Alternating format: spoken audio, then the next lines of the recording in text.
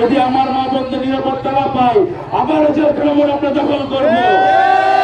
প্রতিষ্ঠার বিরুদ্ধে অপরাধীদের বিরুদ্ধে আমরা সবসময় এক, আমরা একতা বজায় রাখবো।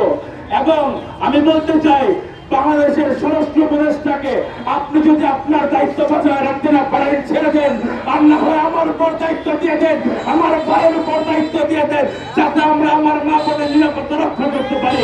আমার সর্বোচ্চ নিরাপত্তা চাই রাষ্ট্রের কাছে। আমি চাই আমি যেন সকাল হোক, দুপুর হোক, সন্ধ্যা হোক, যে কোনো সময় আমি বের হই না কেন, আমি যেন নিরাপদে বাসায় ফিরতে পারি।